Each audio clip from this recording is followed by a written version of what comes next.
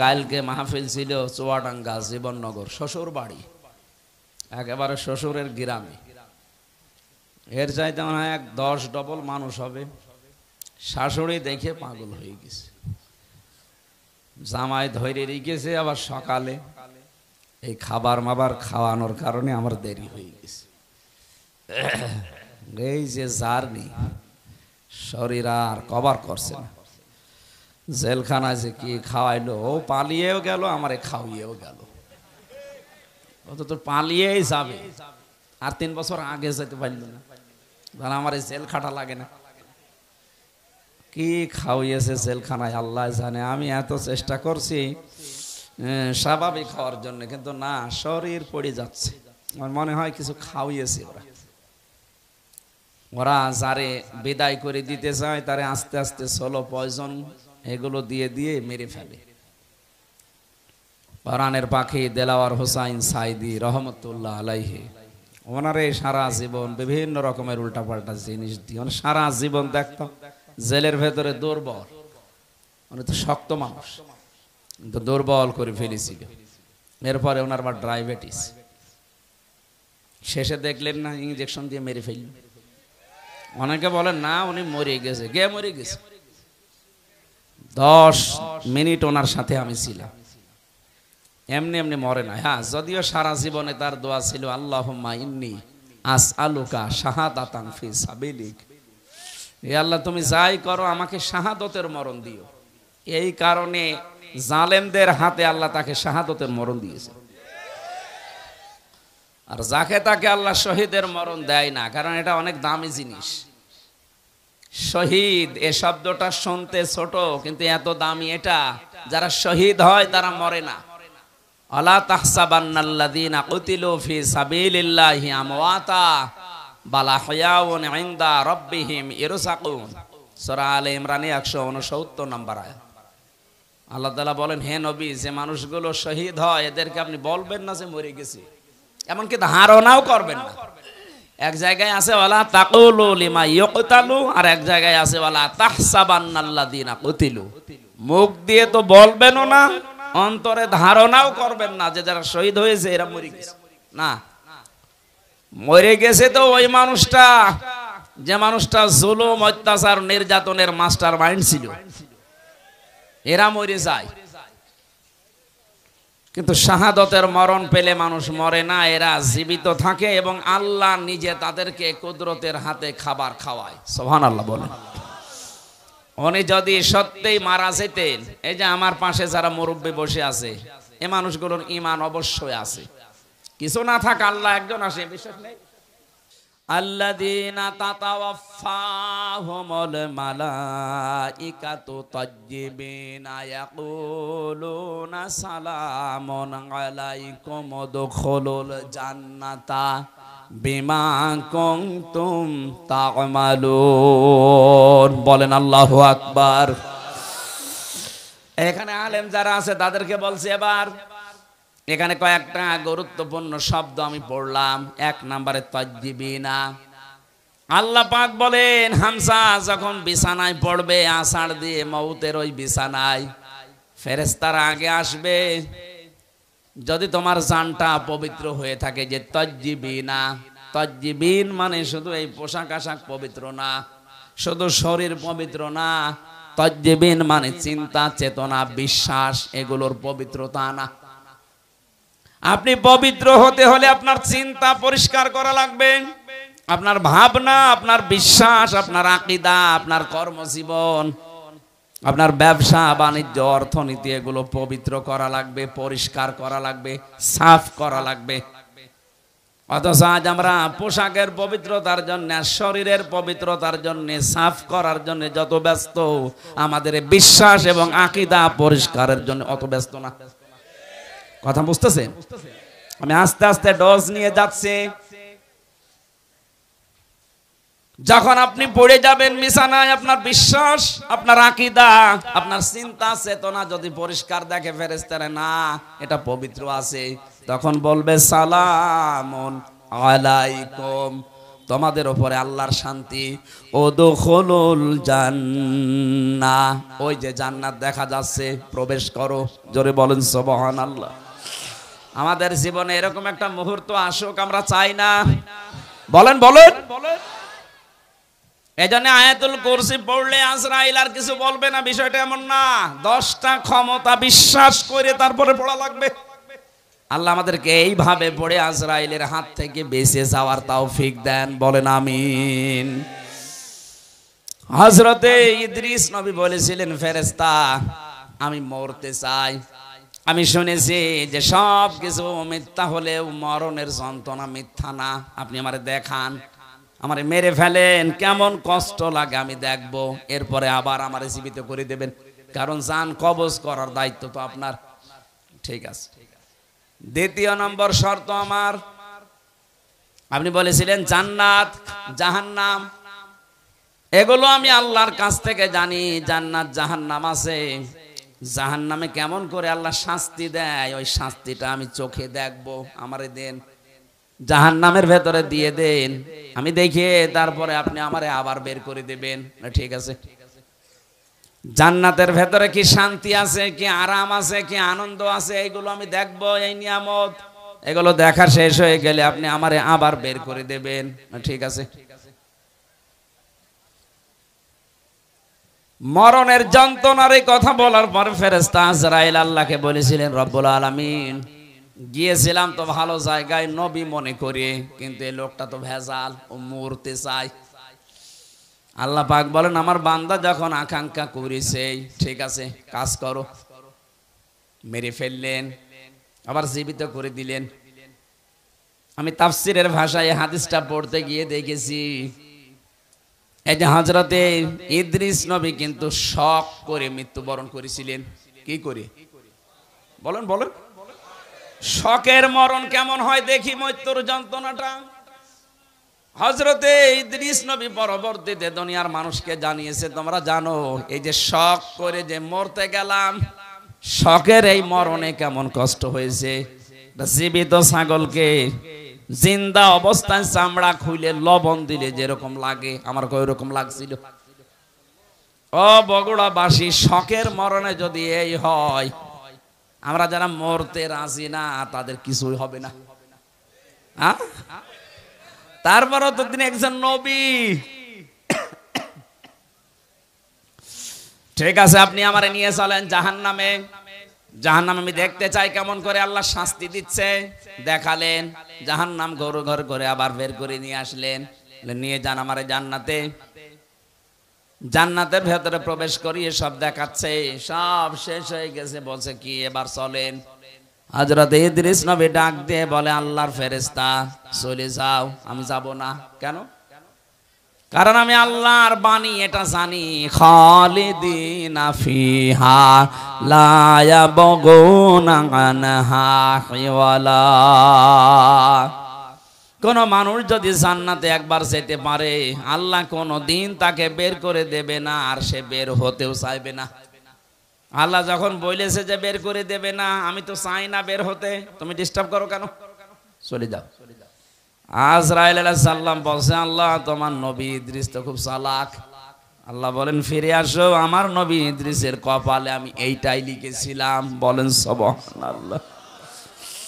আমি শুধু আলহামদুলিল্লাহ সুবহানাল্লাহ বলার জন্য আপনাকে এখানে বসিয়ে রেখেছি তা না। এখানে শিক্ষা কি পেলাম? হযরত ইদ্রিস নবী কিন্তু যে কোনো কায়দায় জান্নাতে গেছে। কথা বলে না কেন? ওনাকে আল্লাহ বের করে দিয়েছে, আর উনি বের হতে চাচ্ছে। নবীজির কথা অনুযায়ী এটা যদি জান্নাতের বাগান হয়, বিশ্বাস আমাদের আছে না নেই? তাহলে এখান থেকে আমার আল্লাহ আপনাকে বের করে দিচ্ছে, আপনি বের হয়ে যাবেন। এখন যেটা চলে যাবে মনে হবে ও জান্নাত ভালো লাগছে না, এবার যান চলে যান। ওই যে চলে যাচ্ছে, যান যান যান তাড়াতাড়ি যান। আপনি জাহান্নামে যাবেন, জান্নাত ভালো লাগছে না, চলে যান যান। যারা এই ময়দানে এসে সত্যি জান্নাত মনে করে আমরা বসে আছি, যদিও জান্নাতের ভেতরে এরকম পচা লাইট থাকবে না, এরকম লাইট থাকবে, কয়েকটা সামিয়ানা দিয়ে ঘিরে দেবে নাকি। হাদিস হচ্ছে, যাকে সর্বনিম্ন জান্নাত দেওয়া হবে এই তামাম দুনিয়ার 10 দুনিয়ার সমান, আজ যারা জমি জায়গা হয় না, খালি মানুষের আত্মসাৎ করেন, তাদের কত জমি লাগবে, এরকম দুনিয়া 10টা বানিয়ে দেবে। জোরে বলেন আল্লাহু আকবার। এই জন্যে আল্লাহ রসুলের প্রতি যাদের বিশ্বাস আছে, এ দুনিয়া তাদের কাছে তুচ্ছ মনে হয়।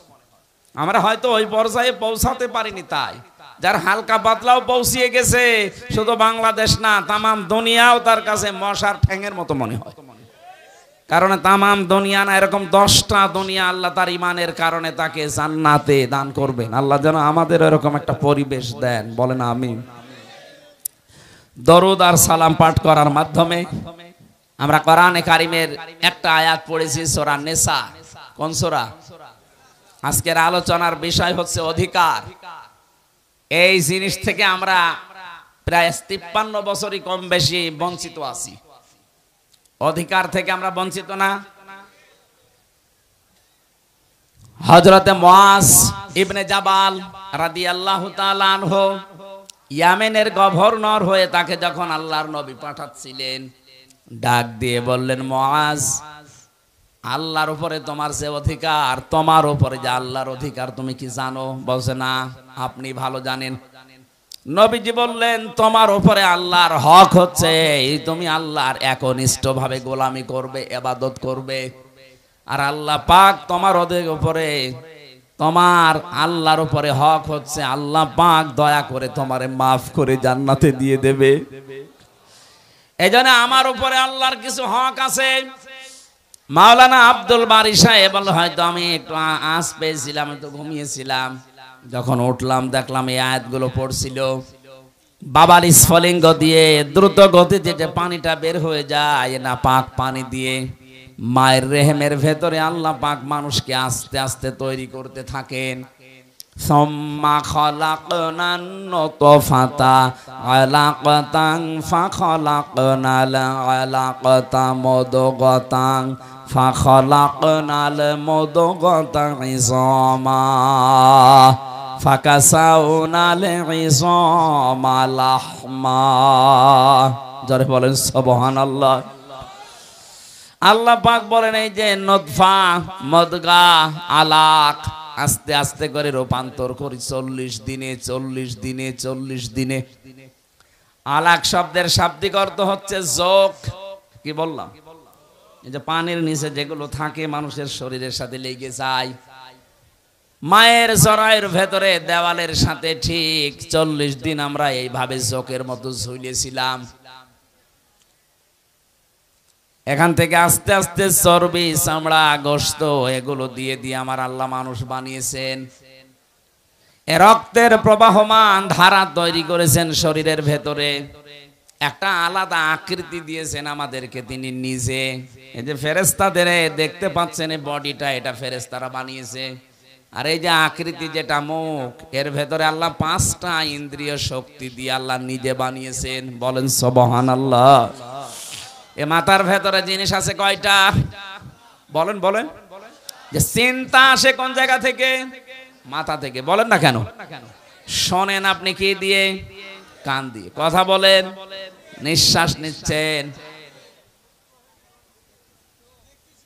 দেখছেন আপনি চোখ দিয়ে। 5টা ইন্দ্রিয় শক্তি গুরুত্বপূর্ণ, এগুলো সব এই মাথা কেন্দ্রিক। আল্লাহ এই জন্য নিজে এটা তার হাত দিয়ে বানিয়েছেন।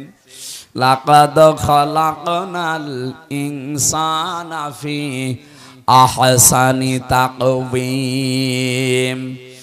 অবশ্যই আমি সব চাইতে সুন্দর আকৃতি দিয়ে বানিয়েছি মানুষকে। কে বলছেন? আরো জোরে বলেন। এত সুন্দর করে আমি মানুষ বানালাম। পৃথিবীর একটাই সৃষ্টি, এই যে কাবা শরীফ, যদিও কালো গিলাপ দিয়ে ঢেকে রাখা আছে। দুনিয়ায় কত কিছু তো কালো দেখি আমরা। এই যে ভমর কালো, কোন মানুষ একবার ভমর দেখে আর একবার তাকাতে মনে বলে আমি পাইনি। কথা বলছে না কেন? পেঁচা, বাদর, চামচিকা, এরা নিজেরা তো কালো, আবার কালো জিনিস এরা ভালোবাসে, অন্ধকার। এই জন্য এদের যা চেহারা, এদের একবার দেখলে আর একবার দেখতে মন চায় না। কাবা শরীফও কালো, একটা এমন একটা আকর্ষণ আল্লাহ ওর ভেতরে দিয়েছেন, যতবার তাকাবেন মনে হয় আর একবার তাকায়। নবীজি জানিয়েছেন পৃথিবীর 2টা জায়গা আছে, যেখানে তাকিয়ে থাকলেই সওয়াব হয়, একটা কাবা শরীফ আর একটা আপনার মা আর বাবা। জোরে বলেন সুবহানাল্লাহ। মায়ের দিকে বাবার দিকে কেউ যদি মহব্বতের নজরে তাকিয়ে থাকে, একটা নফল হজের সওয়াব হয়ে যায়। সাহাবী বললেন, হে নবী, আমি যদি 100 বার তাকাই। বিশ্ব নবী বলেন, মা বাবার দিকে 100 বারও যদি কেউ তাকায়, 100 বারই নফল হজের সওয়াব হবে। অথচ কয়েকদিন আগে জেনে রংপুরের নীলফামারী কিশোরগঞ্জ একটা থানা আছে, ওখানে যেয়ে দেখলাম বৃদ্ধাশ্রমে এই লাইনে আর এই লাইনে কত মা বাবা বসে চোখের পানিগুলো ফেলছে। এদের চোখের দিকে তাকালে আমি বুঝতে পেরেছি এরা সন্তানের জন্য বরদোয়া করছে। যে মায়ের দিকে বাবার দিকে শুধু তাকালেই হজের সওয়াব হয়ে যায় নফল, অথচ ওরাও তো কোনো মা বাবার সন্তান ওদেরও আছে, ওরা রেখে এসেছে নিজের ইচ্ছা করে ওই বৃদ্ধাশ্রমে। একটা সন্তান বলেন তো কখন তার মার বাবাকে বৃদ্ধাশ্রমে রেখে আসে? আমার যতটুকু মায়া মহব্বত ইমান আছে আমার দ্বারা সম্ভব না। যদি আমার বউ ছেলে মেয়ে সব ছেড়ে দেওয়া লাগে, তাও আমার মার বাবাকে বৃদ্ধাশ্রমে রেখে আসা সম্ভব না আমার ইমানে। তো ওরা তো রেখে এসেছে, কথা বলে না কেন? ওরা রেখে এসেছে কোন কারণে? ওদের পেছনে কোনো কারণ আছে। আমি একবার রাঙ্গামাটি গিয়েছিলাম, লংগদু থানা, ওখানে একটা বৃদ্ধাশ্রম আছে। বললাম আমারে নিয়ে চলেন তো দেখি আসি। যে দেখি একটা লোক কলেজের প্রফেসর কাঁদতেছে। কি আপনি কি হয়েছে? বলছে আমার মা। আর মায়ের কাছে একটু দাঁড়ালাম, দেখি কি বলে। মৃত্যু সজ্জায় ডাক দিয়ে বলছে, ওই আমার সন্তান, আমি যখন মারা যাব আমার মাথার ওপর যে ফ্যান ঘুরছে এই ফ্যানটা তুই পাল্টিয়ে দিবি, নতুন ফ্যান লাগিয়ে দিবি আমি মরে গেলে। ছেলে কৌতূহল নিয়ে বলছে, মা তুমি তো মরেই যাবে, মরে গেলে আবার ফ্যান কি হবে? মা বলছে দরকার আছে, কারণ তুই আমার সাথে যা করলি আমার মন ডেকে বলছে তোর সন্তানও তোকে এখানে কিছুদিন পরে রেখে যাবে। কথা বলেন না কেন? গতকালকে পেপারে এসেছে ঢাকা বিশ্ববিদ্যালয়ের একজন অধ্যাপক, 2টা ছেলে, একটা মেয়ে, একটা আমেরিকায় থাকে, একটা লন্ডনে থাকে, আর একটা অস্ট্রেলিয়ায় থাকে। 3 জনই প্রতিষ্ঠিত। ওর বউ মারা গেছে। ওই 3 ভাই বোন মিলে সিদ্ধান্ত নিয়ে বাবাকে রেখে গেছে বৃদ্ধাশ্রমে। অথচ তো সে নিজে বলছে আমার ঢাকায় ফ্ল্যাট ছিল 3টা। আমার বড় ছেলে চালাকি করে ফ্ল্যাট গুলো সব লিখে তার নিজের অ্যাকাউন্টে টাকা নিয়ে নিয়েছে। আজ আমার যেহেতু কিছু নেই, মেয়েটা আছে অস্ট্রেলিয়ায়, আর ছেলে 2টা কেউ লন্ডনে কেউ আমেরিকায়। তাদের অভাব নেই, কিন্তু এই মানুষগুলোর পাশে একটা ঘর আমার জন্য হয়নি যে একটা রুমে আমি থাকবো। যেই কয়টা ছেলে আর মেয়ে এরা আমাকে এদের বর কারণে শেষ পর্যন্ত এই বৃদ্ধাশ্রমে রেখে গেছে। 3 বছর পরে পরে নাকি একটা চিঠি লিখে বাবার কাছে। অথচ লোকটা ঢাকা বিশ্ববিদ্যালয়ের শিক্ষক ছিল। অনে দেখলাম কথা বলতে বলতে মরে গেল। এই লোকটা হাও মাও করে কাঁদছে। আমারে বলছো, হুজুর আপনি দাঁড়িয়ে আছেন দেখলেন, আপনি আমার উপরে আবার খারাপ ধারণা করেন না। এ দোষ আমার না, এই দোষ আমার বোর। আমার 2টা ছেলে মেয়ে আছে, তাদের দিকে তাকিয়ে আমার বউকে আমি তালাকও দিতে পারি না। আজ 3 মাস আগে আমি এখানে রেখে গিয়েছিলাম আমার মাকে। দাঁড়ে নিয়ে বড় ঝামেলায় পড়েছিলাম। বারবার আমার বউ আমার তাকিদ দেয় যে এই বুড়ি যদি থাকে আমি তোমার ভাত আর খাবো না। কি করবো? ছেলে মেয়ের দিকে তাকিয়ে বাধ্য হয়ে মাকে রেখে গিয়েছিলাম এখানে। বাবা আমার ওই ছোটবেলায় মারা গেছে। আমি একটা কলেজের অধ্যাপক, অথচ এখন কি হয়ে গেল দুনিয়া থেকে আমার আর নাম ধরে ডাকার মতো কেউ নেই। বগুড়াবাসী, আমি শুধু আবেগ নিয়ে বলছি তা না, আমি বাস্তবে দেখতে পাচ্ছি। রাঙ্গামাটি লংগদু থানার এই যে মাটা মারা গেল, কলেজের অধ্যাপক, এখানে বহু মানুষ ঠিক তার পরিবারের কাছে ওই রকমই। একটা বাবা 8টা 10টা 16 17 20 22 25টা ছেলে মেয়ে আমি দেখেছি। 25টা ছেলে মেয়েকে বাবা মানুষ করতে পারছে এক হাতে এক কাঁধে তুলে নিয়ে, অথচ 25টা ছেলে মেয়ে মিলেও একটা বাবা আর মাকে খাবার দিতে পারে না। শেষ পর্যন্ত 15 দিন বা 1 মাস করে পালাপালি করে নেয়। বগুড়াতে নেই। সিদ্ধান্ত নেওয়া লাগবে, আমার মা বাবাকে যদি আলাদা করতে কেউ চায় দুনিয়া থেকে, আমি দরকার হয় তারে আলাদা করে দেব।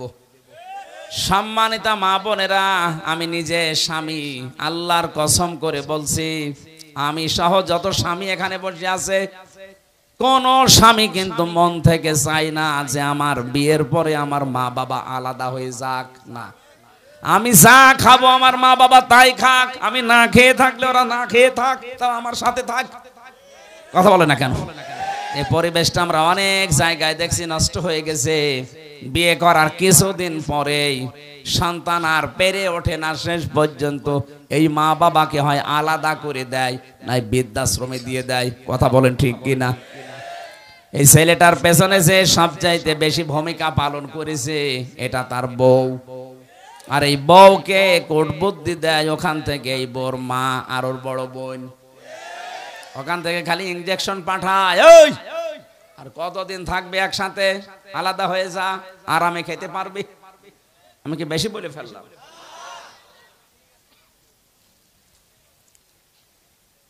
আল্লাহ রাব্বুল আলামিন বলেন, এত কষ্ট স্বীকার করে করে তোর মা তোকে পেটে বহন করে চামড়া গোশত চর্বি দিয়ে যখন একটা আকৃতি তোকে বানিয়ে দিলাম, এই মানুষটাকে আমি আল্লাহ আস্তে করে মায়ের পেট থেকে বের করে নিয়ে আসলাম।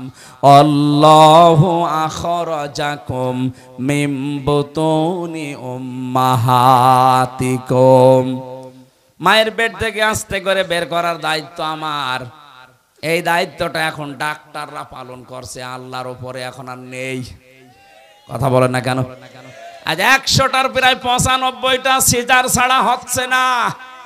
প্রশ্ন আসতে পারে, তাহলে আপনারা কেন এই স্টেজে যারা বসে আছে এদের কি মা ছিল না, নাকি আকাশ থেকে পড়েছে? এ কথা বলছে না কেন?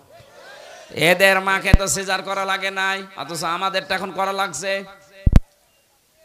আজ অধিকাংশ মানুষের মেয়েদের ভরসাই হয়ে গেছে, না হবে না, ও সিজার করাই লাগবে। আল্লাহ বলছেন, ঠিক আছে তোর দায়িত্ব আমি ছেড়ে দিলাম, যা তোর ওই হাইব্রিড বাচ্চা আমি কেটেই বের করব। কথা বলেন না কেন? রব্বুল আলামিন বলেন, আমি যখন আস্তে করে দুনিয়া থেকে নিয়ে আসলাম, কি অবস্থায় তুই ছিলি জানিস? লা তা'লামুনা শাইয়া, কিচ্ছু বলতে পারতিস না, শুধু ট্যাঁ করে কান্না ছাড়া তোর কোনো ভাষাও ছিল না, আওয়াজও ছিল না। বিজ্ঞান এখন প্রমাণ করছে এই কষ্টটা নিয়ে, কেন কম্পিউটারে সব দেখা যায়। একটা মানুষ সর্বোচ্চ কষ্ট সহ্য করতে পারে 45 ইউনিট। কত? পৃথিবীর প্রতিটি জিনিস পরিমাপ করার যন্ত্র আছে। এই যে প্যান্ডেলটা, এটা কতটুকু, এটা পরিমাপ করার জন্য একটা অস্ত্র আছে না, ফিতা আছে, ফিতা। আপনি কাউকে দেন, সে এই ফিতা দিয়ে মাপ দিয়ে বলতে পারবে এটা কতটুকু। আপনি যদি এইরকম চাউল নিয়ে এসে বলেন এটা মেপে দেন, দাড়ি পাল্লা আছে। কথা বলেন না কেন? এই যে পানির বোতল আছে, এটা লিটার সিসি কেজি দিয়ে মাপা হয়।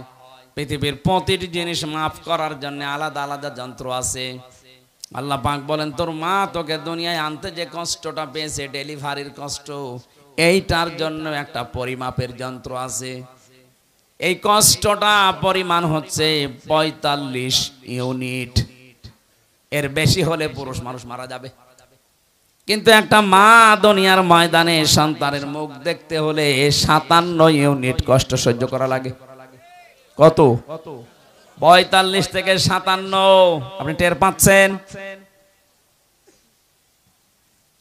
রব্বুল আলামিন বলেন, আস্তে আস্তে যখন তোকে এভাবে নিয়ে এসে কথা বলা শিখালাম, খাওয়ালাম, এভাবে হামজা বানালাম, তোর প্রতি আমার কিছু দায়িত্ব আছে। আমি তোকে যা যা দেওয়ার সব দিয়ে দিয়েছি, এখন তোর উপরে আমি আল্লাহ কিছু চাই। চাই এইটা, ওয়াবুদুল্লাহ, তোরা আমার ইবাদত করবি। কার? মানে ইবাদতটা কি এইটাই আমরা অনেকেই জানিও না, মানিও না। অনেকে মনে মনে ভাবে না, আবার জেনে ফেললে আবার কাজ করা লাগবে, জানি না তাই মানি না, ভালো আছি না। একটা সাফ কথা শোনেন, ইসলামের কোন নিয়ম নীতি যদি আপনি জানেন কিন্তু মানেন না, তাহলে আপনার একটা গুনাহ হবে। কয়টা? আর ইসলামের কোন নিয়ম আপনি জানেনও না, মানেনও না, আপনার ডবল গুনাহ হবে। কেন বলেন? কারণ আপনি জানাও ফরজ, মানাও ফরজ। জানার ফরজ আপনার আদায় হয়েছে, মানার ফরজ আদায় হয়নি, এজন্য গুনাহ হবে কয়টা? কিন্তু আপনি জানেনও না, মানেনও না। আপনার জানার ফরজ যেহেতু আদায় হয়নি, মানার ফরজও আদায় হয়নি। এজন্য যারা বলে জানার নাম ইসলাম না, মানার না ইসলাম, এটা একটা শয়তানি। আপনি না জানলে মানবেন কি করে? এলাকায় বহু মানুষ আছে সুদ খায় কিন্তু জানে না এই ধান্দায়। ও মনে মনে ভাবে আল্লাহর কাছে আমি বলবো, আল্লাহ আমি জানতাম না। কথা বলছেন না কেন? এই যে যারা টাকা ছেড়ে রাখেন, 1000 টাকা ছেড়ে দেয়, 1 মাস পরে 1200 টাকা করে নেয়, এটা যে সুদ হয় অনেকে জানে না। না, আপনি বলবেন যে আমি জানি না। এই যতদিন বলবেন যে আমি জানতাম না, ততদিন আপনার অসুবিধা নেই। কিন্তু যেই বলবেন আমি জানতাম, তাহলে যেই নিয়ে করলেন কেন? এই ধারণা আমাদের ছিল যে জানতাম না তাই আল্লাহকে বলবো আমি জানি না তাই মানি না। না, আপনার গুনাহ হবে ডবল। আপনি জানেন না কেন? আমি কি জেনে এসেছি? আমার জানা লেগেছে। এই কথা বলছেন না কেন? এই এলাকায় হয়তো এই গুনাহ এখনো আরম্ভ হয়নি। এই যে টাকা ছেড়ে রাখে, টাকা আসে, কিন্তু অনেক জেলায় এটা আছে। এই এলাকায় যারা এই কাজ করছেন, টাকা ছেড়ে রাখেন আর টাকা আসে, এটা প্রকাশ্য সুদ। মায়ের সাথে জেনা করার মতো গুনাহ করছেন আপনি। এটা ছেড়ে দেওয়া লাগবে। কারা কারা এই গুনাহ ছেড়ে দেবেন? হাত তোলেন তো। এই এলাকায় তো চলছে 180 মাইল বেগে। ঠিক আছে, আপনারা এই এলাকায় তো প্রায় সবই মায়ের সাথে জেনা করছেন। না খাইয়ে থাকেন, না খাইয়ে মরে যান, তারপরও জাহান্নামে যাওয়া লাগবে না। কিন্তু মায়ের সাথে জেনা করে গেলে জাহান্নামে শুধু না, ইদাফ লাহুল আযাব ইয়াউমাল কিয়ামা, জেনাকারীদের শাস্তি ডবল হবে। কয়টা বলেন? তাহলে এই গুনাহটা এখনো পর্যন্ত আপনার এলাকায় আছে, আর আপনি নামাজ পড়েন, রোজা রাখেন, হজ করে আসেন। কিসের হজ করেন? আজকেই সিদ্ধান্ত নিয়ে বাড়ি যাবেন যে না, আমি আর এই গুনার সাথে নেই। টাকা যা ছেড়ে রেখেছি, আগামী মাস থেকে টাকা শুধু 1000 দিলে 1000ই নেব, 1200 নেব না। পারবেন না ভাই? এটা যদি আপনি নাই পারেন, তো কেন কষ্ট করে রাতের বেলা বসে আছেন? আপনি বাড়ি যেয়ে ঘুমান, আর আপনার আমল নামায় উঠতে থাক, আপনি এই জায়গায় লেখা উঠবে আপনি মায়ের সাথে জেনাকারী। বলেন নাউজুবিল্লাহ। কুষ্টিয়ার বড় বাজারে দেখলাম আসরের নামাজ পড়ে গেল, আমার সাথে নামাজ পড়ে দোকানের সামনে দিয়ে ঘুরতেছে, আর কে টাকা দেয়, টাকা নিয়ে কি লেখে, কি গো নামাজ পড়ে আসলো আর এই লোক এত টাকা পায়। চলে যাওয়ার পরে দোকানদারকে বললাম, ভাই কিসের টাকা দিলেন? হুজুর বলা যাবে না। বলা যাবে না মানে? প্রতি মাসে মাসে উনি একবার করে এখানে আসে, আল্লাহরে ওলি টাকা নিয়ে যায় আমার কাছে, 10,000 করে আমারে টাকা দেয় মাসে মাসে, আর 1,000-এ 100 টাকা করে বেশি। এটা কি সুদ? বলেন না কেন? এগুলো স্বর্ণের দোকানে দেখলাম বেশি দেয় ওরা।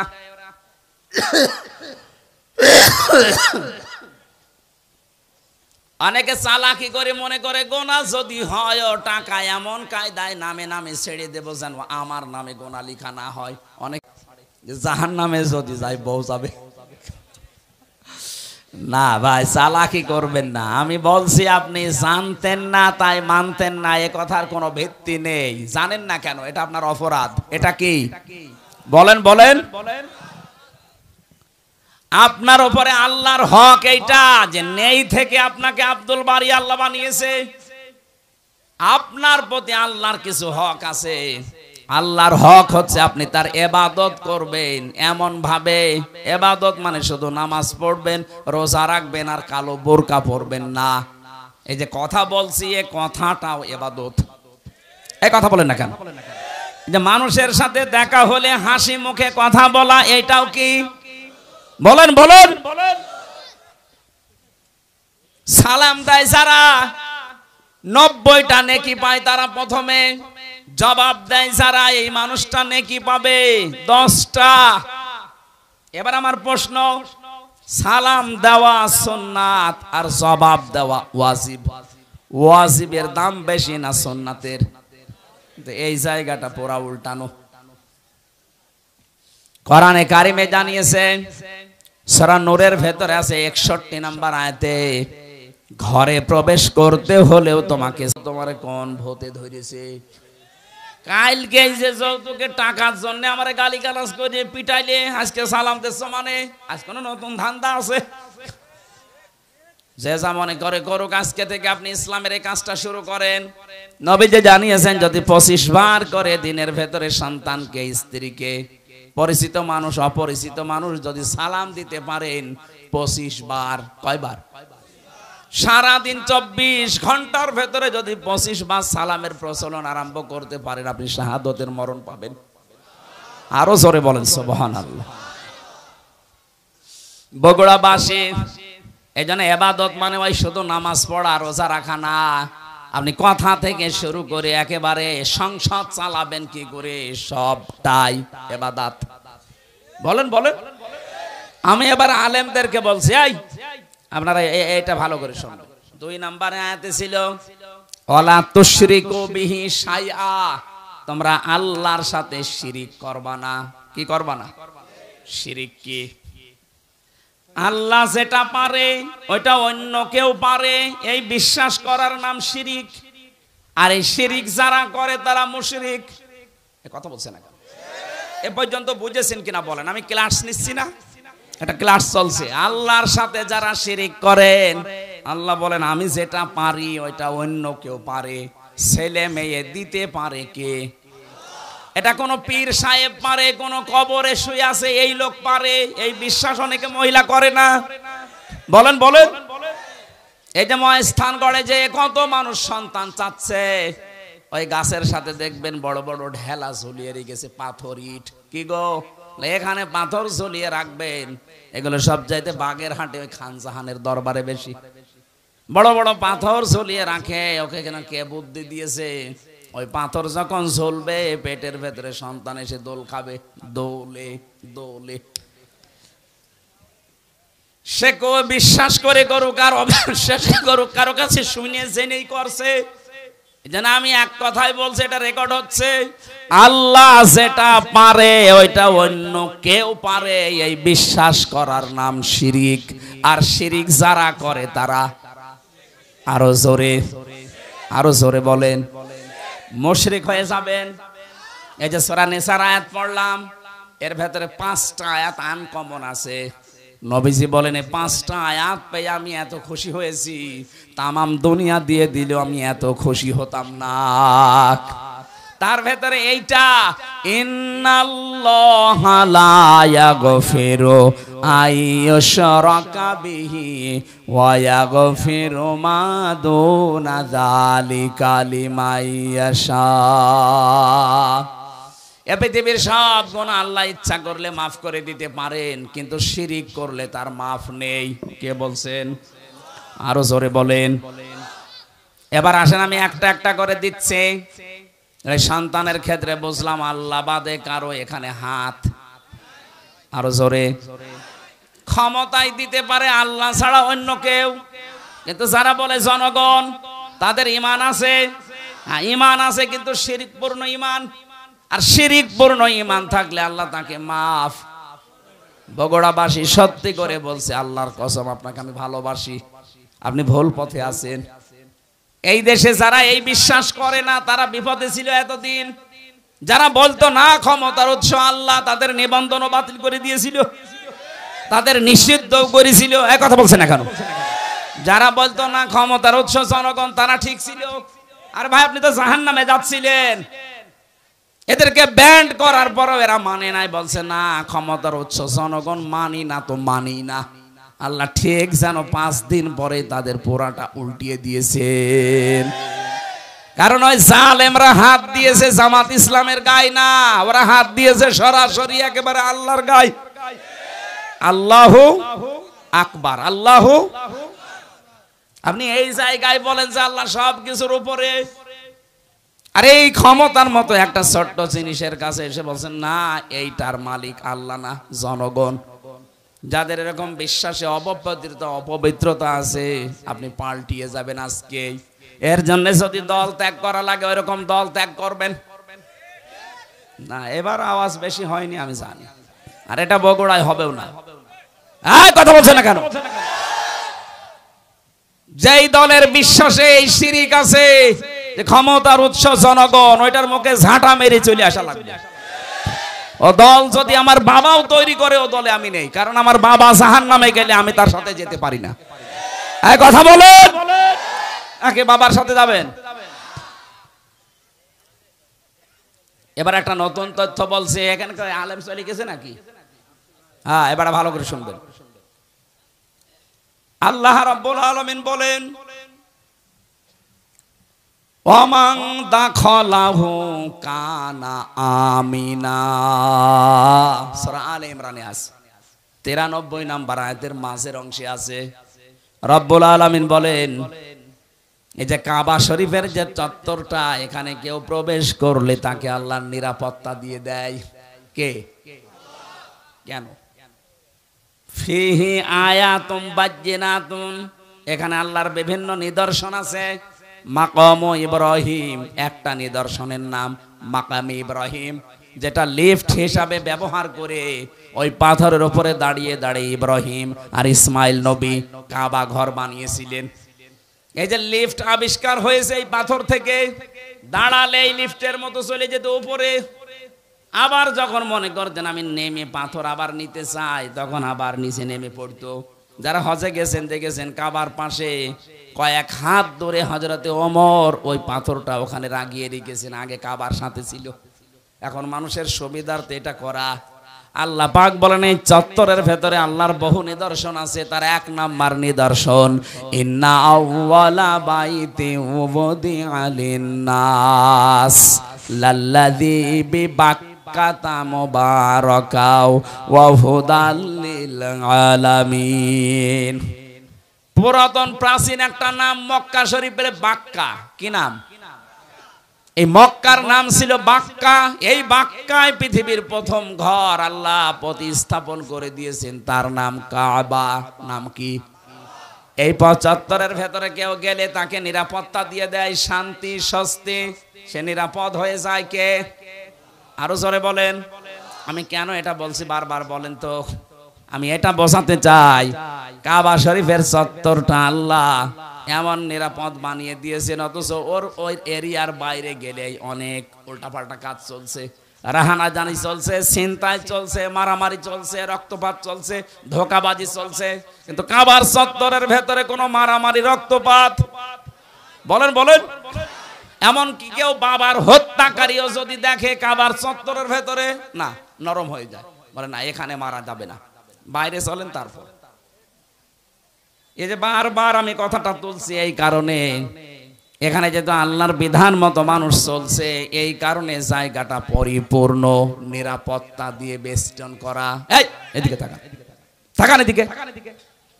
কাবার এই চত্বরটা বিধান চলে কার? এজন্য জায়গাটা নিরাপত্তা দিয়েছেন কে? কাবা শরীফ থেকে বাংলাদেশের দূরত্ব ৬০০০ কিলোমিটার। এইটা তো আর কাবা না, কথা বলে না কেন? তাহলে এই ৫৬,০০০ বর্গ মাইলের বাংলাদেশ যদি কেউ নিরাপত্তা চাদর দিয়ে ঢেকে রাখতে চায়, এখানেও ছিনতাই হবে না, এখানেও রক্তপাত হবে না, এখানেও ধোঁকাবাজি হবে না। ওখানে যেমন আল্লাহর বিধান কায়েম করার মাধ্যমে আল্লাহ নিরাপত্তা দিয়েছেন, এই ৫৬,০০০ বর্গ মাইলে আল্লাহর বিধানটা কায়েম করে দেন, ঠিক কাবা শরীফের মতো হয়ে যাবে। এটা আমি বানালাম না, সূরা আনামের ৮২ নম্বর আয়াতে এই তথ্যটা আছে। আল্লাযীনা আমানু ওয়া লাম ইয়ালবিসু ঈমানাহুম বিযুলমিন উলাইকা লাহুমুল আমন। আল্লাহ পাক বলেন এই যে মানুষগুলো এইভাবে আল্লাহর কুদরতি আঙ্গুল এই বগুড়া ধনুটের দিকে তাকিয়ে বলছে এই যে করা লাগবে, আর জোরে বলা লাগবে। শিরিক কি? এই আয়াতের দ্বিতীয় শব্দ এটা, আবুদুল্লাহ ওয়ালা তুশরিকু বিহি শাইয়া, আল্লাহর ইবাদত করবা আর শিরিক করবা না। শিরিক এবার আমি পেয়েছি তাফসিরে, শিরিক বিল জাত, শিরিক বিল সিফাত, শিরিক বিল ইখতিয়ারা, শিরিক বিল হুকুক। এই 4 প্রকারগুলো আবার শ্রেণী বিভাগ করে করে 8 প্রকার, 12 প্রকার, 22 প্রকার, 42 প্রকার, 72 প্রকার, 120 প্রকার পর্যন্ত শিরিক আছে। সবগুলো আমি নোট করেছি। এক একটা বিষয়ের উপরে এত কথা আল্লাহ লুকিয়ে রেখেছে, যত গবেষণা করবেন তাফসীর আকারে তত বের হবে। জোরে বলেন আল্লাহু আকবার। এই জন্যই তাফসীর করতে গেলে এরকম সময় লাগে। এখন শিরিক শব্দ নিয়ে যদি এত বেশি, ইবাদতের ব্যাখ্যা ছিল 9টা, শিরিকের ব্যাখ্যা আছে 27টা। এটা প্রকার হিসাবে ভাগ করা যায় 120 প্রকার, 120 শ্রেণীতে। এতগুলো শিরিক থেকে যদি সত্যি আমরা মুক্ত হতে পারি, দেশের মানুষ, আমরা তো চেষ্টা চালাচ্ছি। আমাদের বিশ্বাসে শিরিক থাকবে না, আমাদের আকীদায় শিরিক থাকবে না, আমাদের সমাজে শিরিক থাকবে না, আমাদের সংসদেও শিরিক থাকবে না। সংসদে একটা শিরিক ছিল, আল্লামা দেলাওয়ার হোসেন সাইদি রহমতুল্লাহ আলাইহি ওটা তুলে দিয়েছেন। এই যে মাথা নিচু করে ঢোকা লাগতো, মুসলমানের মাথা শুধু নিচু হবে কার সামনে? ওই স্পিকারের সামনে এইভাবে যাওয়া লাগতো আগে, মাথা নিচু করে। উনি বলেছে না, মুসলমানের এই দেশে এই শিরিক চলতে দেওয়া যায় না, সিস্টেম করে ওইটা বাদ দিয়ে দিয়েছে। এখন আর ওইভাবে যাওয়া লাগে না। কিন্তু 15.5 বছরের দিকে তাকান, এই দেশটা যেন মানুষ মুশরিক হয়ে যায়। ওই দাদা বাবুদের মতো ওরা সর্বাত্মক চেষ্টা চালাচ্ছিল। কোথাকার কোন বাবার ছবি বিভিন্ন প্রতিষ্ঠানে টাঙিয়ে টাঙিয়ে সম্মানের জায়গায় রেখে দিয়েছে, ছেলে মেয়েরা এইভাবে করে করে পূজা করতো, আমি নিজে দেখেছি। একটা জাতিকে মুশরিক বানাতে পারলে তাকে অনিয়ন্ত্রিত করে ফেলা যায়। আজকে ভারত বাংলার বিভিন্ন পাহাড় অঞ্চলগুলো অস্থিতিশীল করে রাখতে চায়, ওদের একটা গোপন ষড়যন্ত্র। আজকে একটা ভিডিও ফাঁস হয়েছে। ওরা বাংলার বিভিন্ন প্রান্তগুলো, বিশেষ করে চট্টগ্রামের পার্বত্য অঞ্চল, এগুলো মাঝে মাঝে যুদ্ধ লাগিয়ে রাখে, মাঝে মাঝে অশান্তি তৈরি করে রাখে, অস্থিতিশীল করে রাখে। কারণ ওদের একটা উদ্দেশ্য আছে, ওরা নাকি ওটা ভাগ করে ম্যাপ তৈরি করে মায়ানমারের কিছু অংশ আর চট্টগ্রামের কিছু অংশ, কয়েকটা জেলা নিয়ে আলাদা একটা খ্রিস্টান রাষ্ট্রের ঘোষণা দেবে। এই দুর্বিসন্ধি চলছে। আমি এটা এত মানুষের সামনে বলা ঠিক না, এটা গোপন বিষয়। এগুলো চালাচ্ছে আমেরিকা এবং ইহুদি ছাড়া।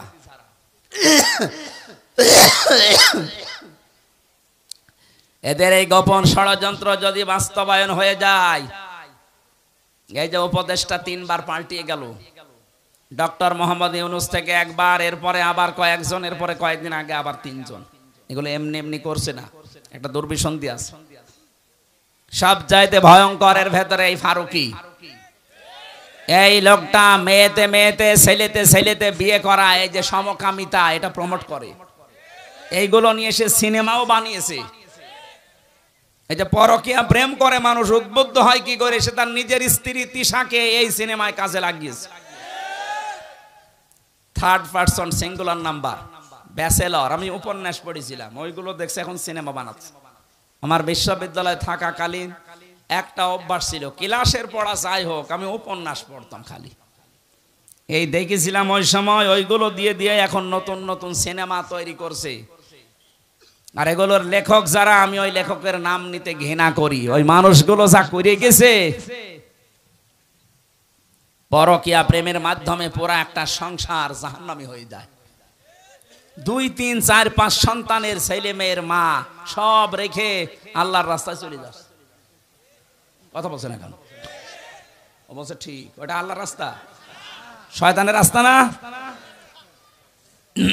পরকীয়া প্রেমে যারা আছেন, আপনি আজকেই তওবা করে ওই মোবাইল নাম্বার ওই বান্ধবীর বলেন আর ওই পরকীয়া প্রেমিক প্রেমিকার এক্ষুনি ডিলিট করে দেবেন। ও বলছে ঠিক, তার মানে ওর মোবাইলে আছে। এই এদিকে আস।